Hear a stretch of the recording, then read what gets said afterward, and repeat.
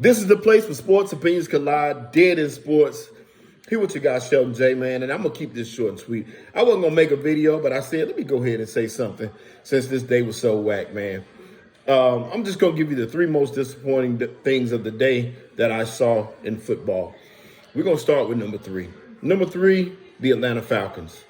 You were playing the last place team in the league with the worst record, the worst everything. There's no fans in the stands. They gave away free tickets. David Tepper, shame on you. Want David Tepper out of there so we can get the Carolina Panthers back.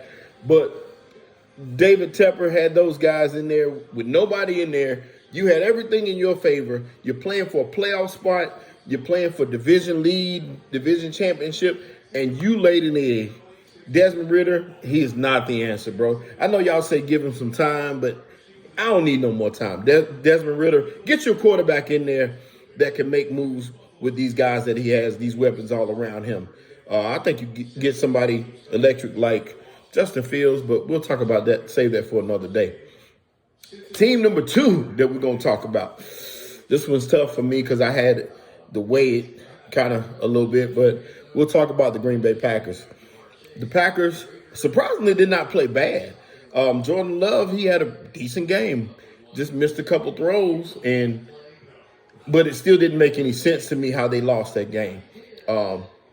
Baker Mayfield played a great game, played out of his mind, but a couple stops here, a couple possessions there, and it could have been a different story.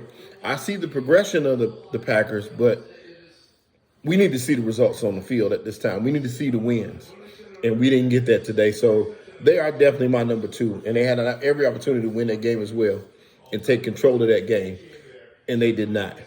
And number one, I don't even need to say this one. Y'all should know this one by now. Those Dallas Cowboys laid an egg, just like I thought they would. They can't play on the road against a team that's contending.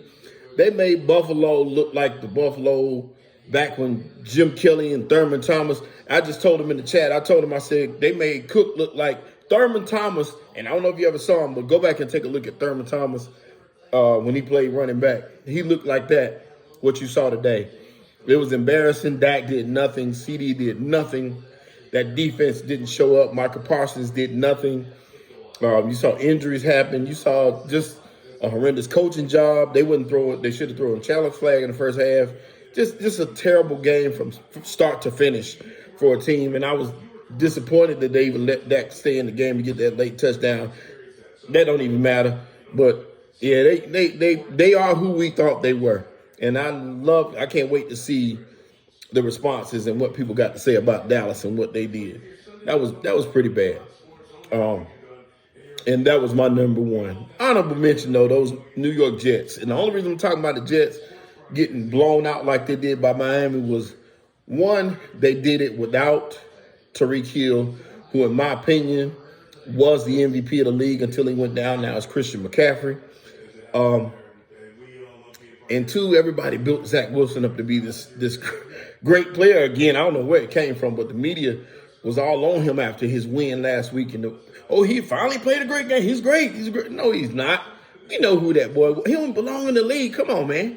Be real.